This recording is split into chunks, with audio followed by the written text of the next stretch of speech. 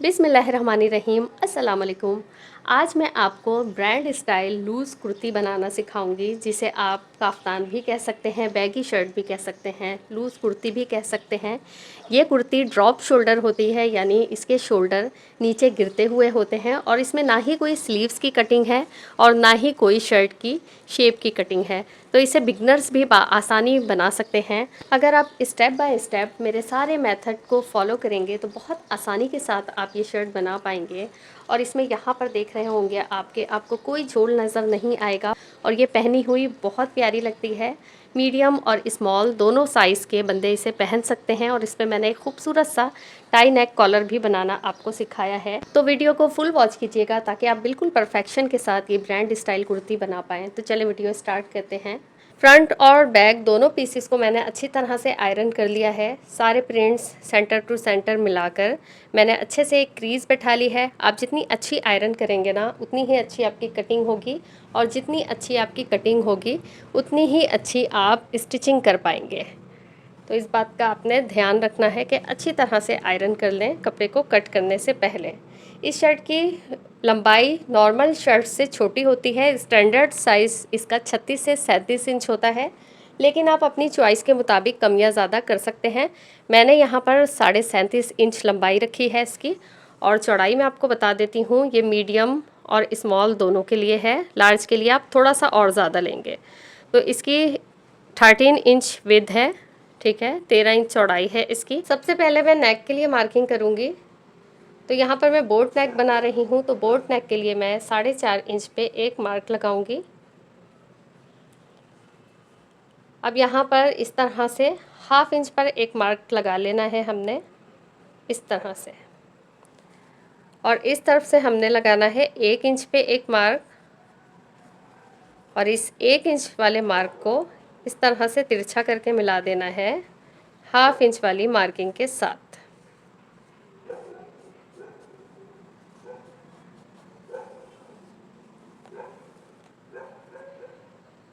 अब ये जो हाफ इंच का मार्क है, इसको चाहें तो आप अपनी आसानी के लिए आगे तक ले जाएं। अब इस हाफ इंच के बाद से हमने नेक की लंबाई पे मार्क करना है।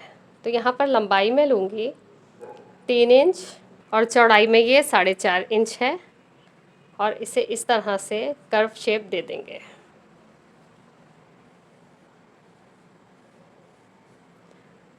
नॉर्मली हम आगे और पीछे का गला डिफरेंट काटते हैं, मतलब सामने का गला थोड़ा डीप होता है और बैक साइड का थोड़ा छोटा होता है। लेकिन इस वाली शर्ट में हम टाई कॉलर के लिए जब कटिंग करते हैं तो हमने फ्रंट और बैक एक जैसा रखना है। अब यहाँ पर हमने मार्क करना है स्लीव्स के लिए। तो नॉर्मल हम स्लीव्स जैसी रखते हैं, यहाँ पर वैसा नहीं रखना होता है। यहाँ हमें काफ़ी लूज़ चाहिए होता है, तो कम से कम आपने 8.5 रखना है।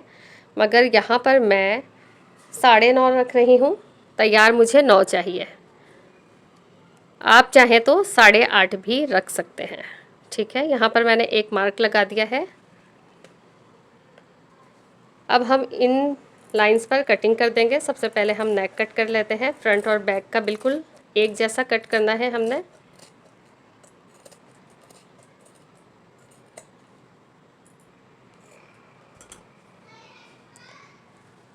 और इसके बाद ये तिरछा फैब्रिक कट करके निकाल देना है।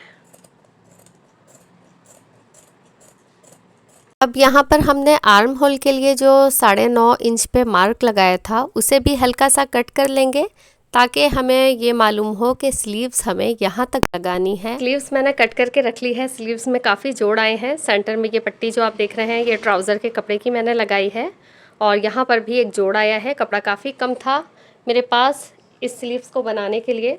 तो यहाँ से हम ज्वाइंट करेंगे ऊपर की तरफ। तो ये 9.5 है, जितना हमने शर्ट के लिए आर्म होल रखा था उतना ही यहाँ से है।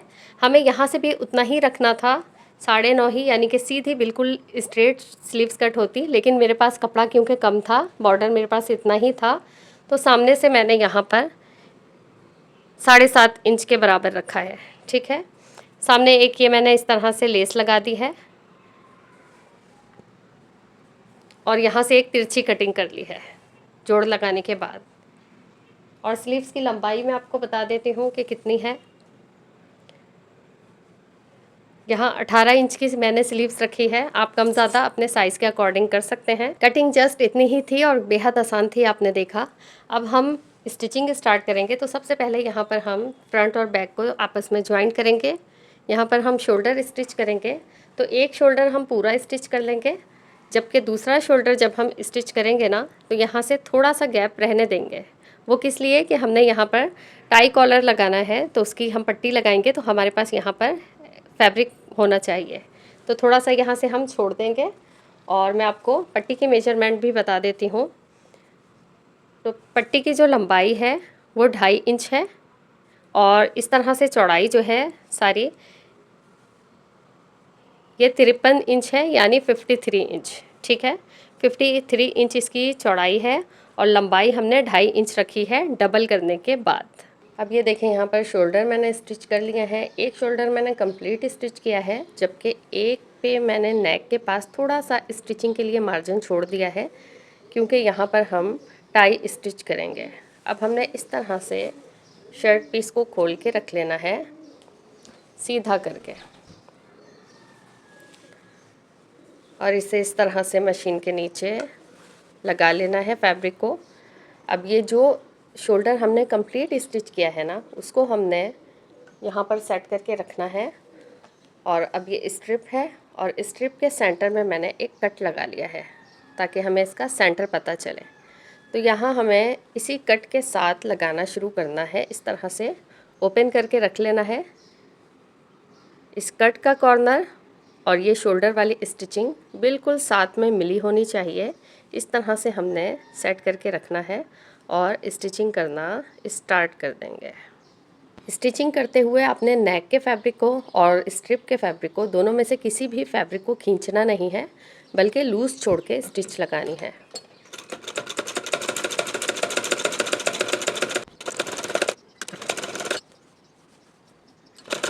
बिल्कुल लास्ट पर आके हमने बैक वाले पार्ट को पीछे की साइड कर देना है, और इस फ्रंट वाले पर हम स्टिचिंग कर रहे हैं तो इस पर हमने सिलाई चलानी है। ये ख्याल रहे कि यहाँ पर बैक वाले पार्ट पर स्टिचिंग ना चले। अब इसे हम यहाँ तक लाकर कंप्लीट कर लेंगे। अब एक साइड हमने इस तरह स्टिच कर लिया है। अब हमने दूसरी साइड भी इसी तरह कंप्लीट करनी है। तो वापस से हम वो सेंटर वाली जगह पर आएंगे जहाँ से हमने सिलाई स्टार्ट की थी, और वहीं से अगेन दूसरी साइड पे सिलाई चलाना स्टार्ट करेंगे। सेम उसी प्रोसेस के साथ आपने इधर भी सिलाई लगानी है। जब तक मैं ये स्टिचिंग कंप्लीट कर रही हूँ, जब तक आप जल्दी से वीडियो को लाइक कर दें, और चैनल पर तो यकीनन आप आने वाले नए हैं तो जल्दी से ज़रा चैनल को सब्सक्राइब भी कर दें।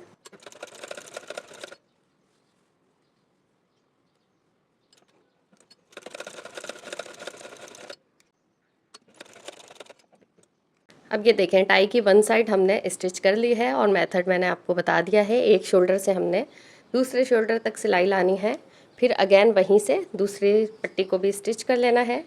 अब हमने इस पट्टी को उल्टी साइड पे फोल्ड करना है। ठीक है, सीधी साइड पे नहीं, हमने उल्टी साइड पे फोल्ड करना है, और फिर इसकी सिलाई स्टार्ट करनी है। किस तरह, ये देखें, सेंटर में मैंने क्रीज बैठाई हुई थी, तो सेंटर निकाल लेना है इसका इस तरह से, और इसको इस तरह से हम एक बार ट्रायंगल शेप में फोल्ड करके एक मार्क लगा लेंगे ट्रायंगल जैसा। ये देखें, यहाँ पर मार्क लग चुका है। अब इसी मार्क पे हमने यूँ तिरछी स्टिचिंग करनी है सबसे पहले।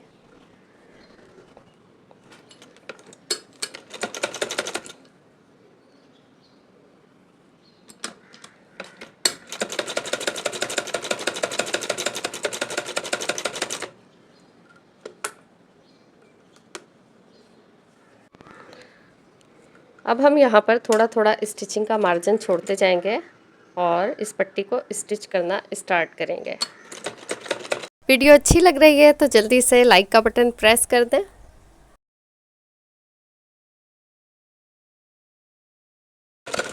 अब यहाँ पर आके एक पॉइंट समझने की ज़रूरत है आपको, तो यहाँ गौर से देखिएगा। जब हम करीब आने वाले होंगे ना शोल्डर के पास, तो हमने क्या करना है, कि ये सारा फैब्रिक, ये जो पट्टी है ना हमारी, इसके अंदर इस तरह से डालना है। ये देखें, इस तरह से अंदर की साइड डालना है। और ये नेक की जो स्टिचिंग है ना, ये देखें, ये वाली जो नेक की स्टिचिंग है जहाँ हमने पट्टी को स्टिच किया था, वो ही लाइन हमारी बाहर रहनी चाहिए। बाकी का सारा फैब्रिक ना आपने इस तरह से इस पट्टी के अंदर डाल देना है। और अब इस तरह से हमने स्टिचिंग करनी है। तो इससे क्या होगा कि हमारी पट्टी गुम सिलाई के साथ स्टिच हो जाएगी।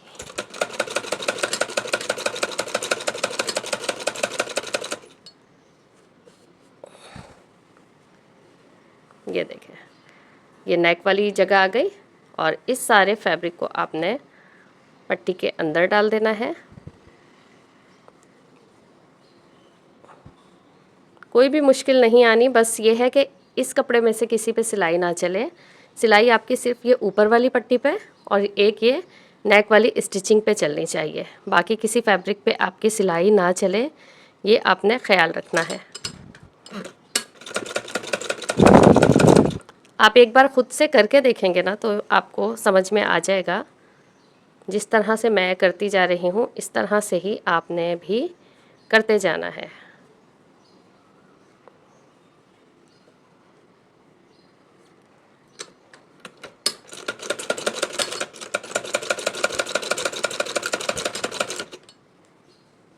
ये देखें, जहाँ तक आप आराम से सी पाएँ आप वहाँ तक इस तरह से स्टिच कर लें।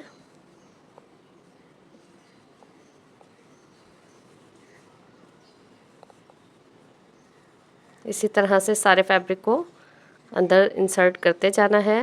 ये थोड़ा सा इस तरह से अंदर से मोटा मोटा हो जाएगा, मगर हम जब पट्टी को सीधा करेंगे तो ये सारा फैब्रिक खुद ही सेट हो जाएगा।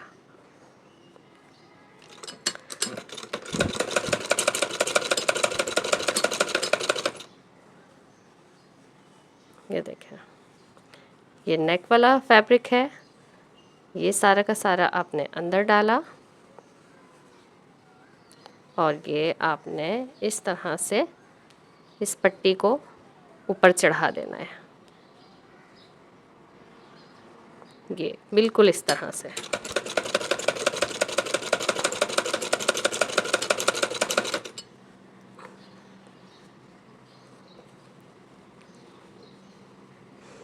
ये सारा काम मैं आपके सामने इसलिए कर रही हूँ कि आपको अच्छे तरीके से समझ में आ सके।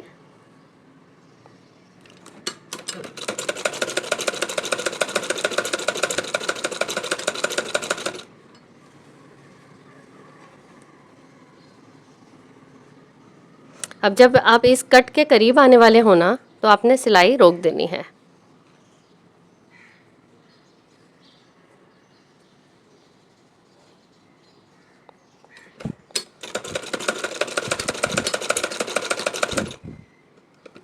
ये देखें, यहाँ पे कट करीब आ गया है और मैंने थोड़े से गैप पे ही सिलाई को रोक दिया है।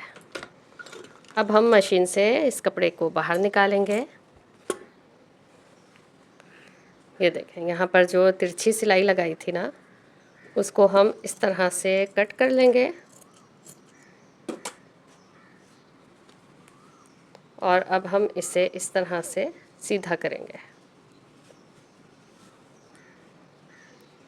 कोई मुश्किल नहीं आनी, आराम से ये सीधा हो जाएगा। आपने कोई पेंसिल ले लेनी है या कोई भी नोकीली चीज़ ले लेनी है जिसके साथ आप आसानी से इसे सीधा कर पाएँ। ये देखें, इस तरह से इसे इन साइड पे डालते जाना है।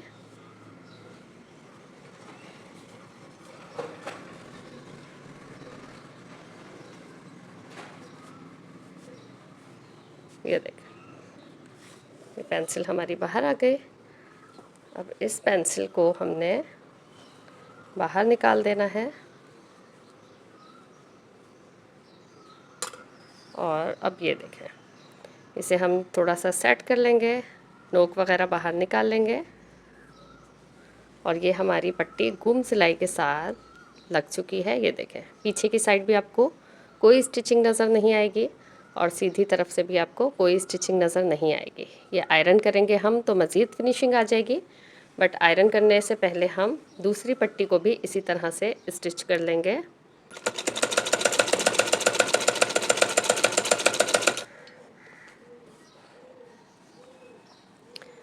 अब ये देखें, यहाँ सेम वही प्रोसेस है।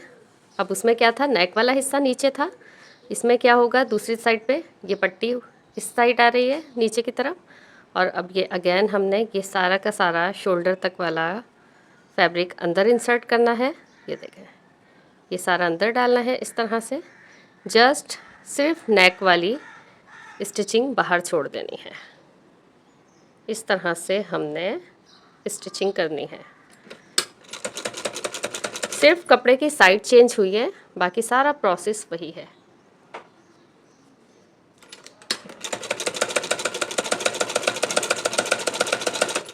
ये देखें, पट्टी इस तरह से हमने सेट करके खोल ली। इसके बाद ये सारा का सारा एक्स्ट्रा फैब्रिक अंदर डालना है। सिर्फ ये नेक वाली सिलाई बाहर रहे और इसी नेक वाली सिलाई पे आपने सिलाई चलाते जाना है।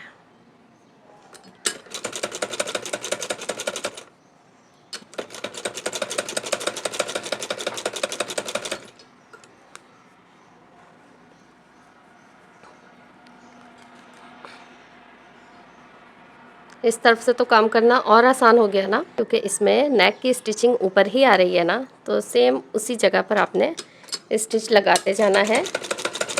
अब जहाँ तक आप आराम से स्टिच कर पाएँ वहाँ तक करना है और फिर कपड़े को मशीन से बाहर निकाल लेना है।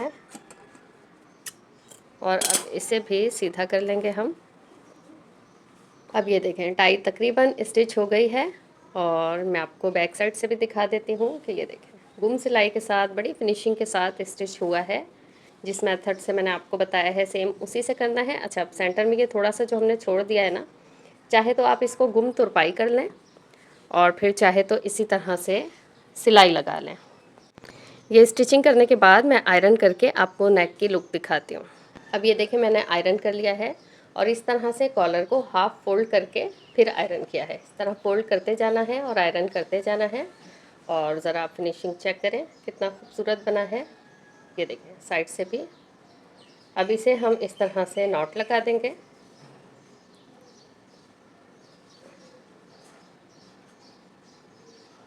ये देखें, चाहे तो आप यहाँ पर बो बना लें इसकी और चाहे तो ऐसे ही टाई को हैंग रहने दें। अभी हम बो बना लेंगे ताकि हमें स्लीव्स लगाने में इजी रहे। अच्छा, अगर आप इस तरह से रोल्ड कॉलर नहीं बनाना चाहते ना, तो फिर आपने ये पट्टी ज़्यादा चौड़ी नहीं लेनी, आपने जस्ट 1.5 इंच की पट्टी लेनी है ये, अगर आपने ये फोल्डिंग करके आयरन नहीं करना तो। अब हम स्लीव्स लगाएंगे, बट उससे पहले मैंने कपड़े को अच्छी तरह से बराबर करते हुए स्लिट्स के लिए मार्किंग कर ली है। तो यहाँ 12 इंच का नीचे मैंने स्लिट रखा है। आप इससे भी छोटा कर सकते हैं और अगर आप लॉन्ग स्लिट पहनना चाहते हैं तो लॉन्ग भी कर सकते हैं। मैंने 12 इंच पर रखा है। अब बेहद इजी तरीके से इसकी स्लीव्स लगाना मैं आपको बताऊंगी। इस तरह से फैब्रिक को ओपन कर लेना है और हमने स्लीव्स ले लेनी है। स्लीव्स को भी इस तरह से ओपन कर लेना है। या तो आप यहाँ पर कट लगा लें, मैंने यहाँ क्रीज़ बैठाई हुई है ऑलरेडी, तो उसी क्रीज़ को मैं सेट करके शोल्डर के बिल्कुल सेंटर पे रखूँगी, जहाँ पर शोल्डर की स्टिच लगी हुई है। और बहुत इजी तरीका ये है कि आप सेंटर से ही सिलाई लगाना स्टार्ट करें ताकि आपका कपड़ा थोड़ा भी आगे पीछे ना हो। कपड़े को आपने खींचना नहीं है, रिलैक्स छोड़ते हुए स्टिचिंग करना है। और ये देखें, जहाँ पर हमने स्लीव्स के लिए कट लगाया था, हमारी स्लीव्स बिल्कुल वहीं तक आ रही है।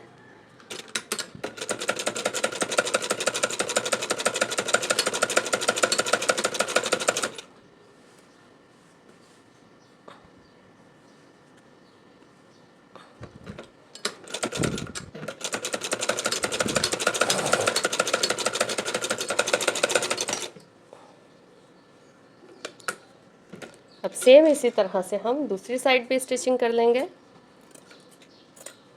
दूसरी साइड के लिए हमें इस तरह से पलट कर रख लेना है अब, और हम ऊपर की तरफ से सिलाई लगाना स्टार्ट करेंगे।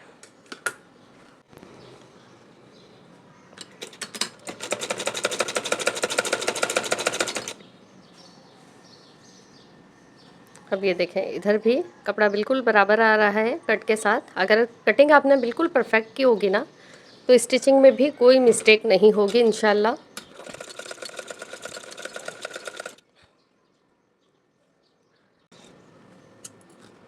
दोनों स्लीव्स मैंने लगा ली हैं। अब हम साइड की सिलाई भी लगा लेंगे ताकि आपको अंदाज़ा हो सके कि इसमें साइड की सिलाई आर्म होल के पास की किस तरह लगेगी। तो यहाँ से हमने नॉर्मली जिस तरह हम स्लीव्स स्टिच करते हैं वैसे ही स्टिच करते हुए लेके जाना है।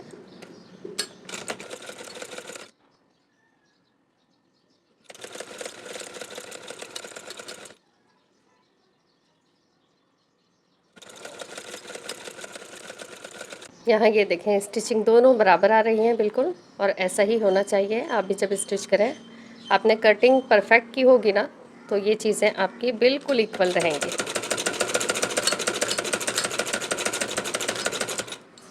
अब यहाँ पर इस सिलाई के पास आपने लाकर मशीन को रोक लेना है, बिल्कुल इस सिलाई के साथ, और इसे दूसरी साइड से पक्का कर लेना है।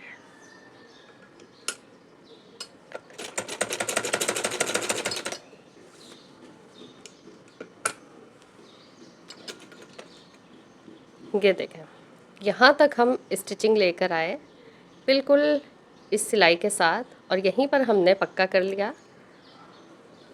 ये बिल्कुल एक डिफरेंट तरीका बता रही हूँ मैं आपको स्लीव्स अटैच करने का। और इसी तरीके से अगर आप स्क्वायर स्लीव्स जो होती हैं ना, चकोर स्लीव्स या एल स्लीव्स जिसको कहते हैं, वो भी आप लगाएंगे तो बहुत अच्छी फिनिशिंग आएगी।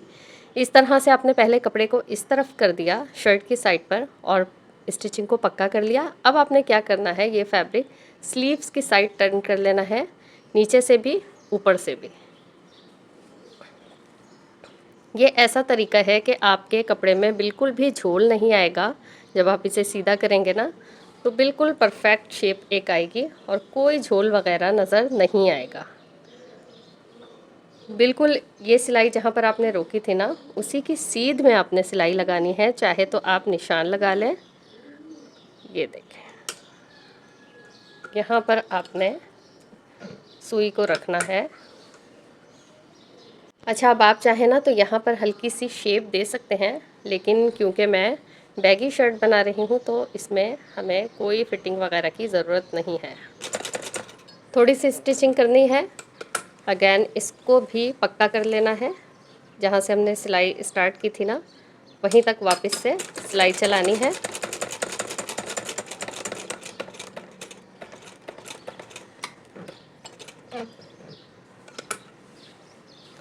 और अब हम स्ट्रेट सिलाई चलाते हुए नीचे तक आ जाएंगे, जहाँ तक हमने स्लिट के लिए कट लगाया था वहाँ तक।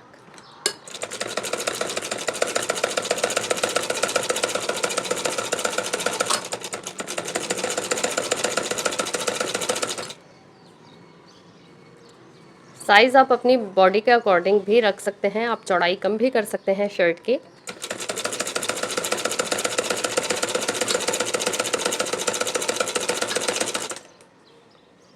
वीडियो को अगर लाइक करना भूल गए हैं तो जल्दी से ज़रा लाइक कर दें। स्लिट के पास लाकर आपने पक्का कर लेना है और फिर फैब्रिक को बाहर निकाल लेना है।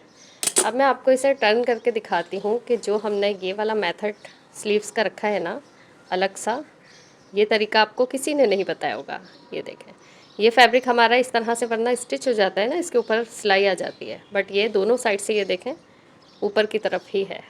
ओवरलॉक भी आसानी से हो जाएगा ये। और फिर अंदर से फिनिशिंग ज़रा आपको चेक करवा देती हूँ कि इसका फ़ायदा क्या हुआ।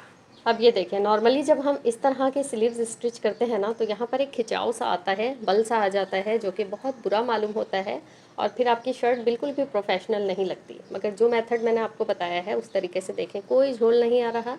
अभी हम आयरन कर लेंगे ना तो मज़ीद इसमें फिनिशिंग आ जाएगी। और यहाँ पर शर्ट मेरी कंप्लीट हो गई है। मैंने स्लिट और दामन को भी फ़ोल्ड कर लिया है। दामन को मैंने थोड़ा सा चौड़ा फ़ोल्ड किया है, जबकि स्लिट को मैंने जस्ट ऐसे ही फोल्ड किया है सिंगल सिलाई के साथ। साइड वाली सिलाई मैंने नहीं लगाई। और इस स्टाइल में आपने भी ऐसे ही स्टिच करना है। स्लिट आप देख सकते हैं मैंने छोटी बनाई है। और ये आप ज़रा फिनिशिंग चेक करें, ये देखें, इस जगह पर ही प्रॉब्लम आती है इस तरह की स्लीव्स लगाने में। कि यहाँ पर झोल आ जाता है, खिंचाव आ जाता है। तो जिस तरीके से मैंने आपको बताया है इस तरीके से आप बनाएंगे तो कोई झोल कोई खिंचाव नहीं आएगा।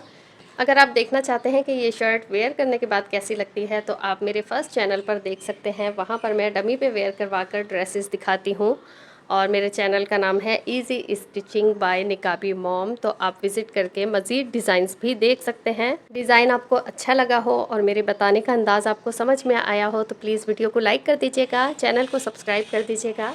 फिर मिलेंगे इंशाल्लाह किसी नए डिज़ाइन के साथ। तब तक के लिए अल्लाह हाफ़िज़।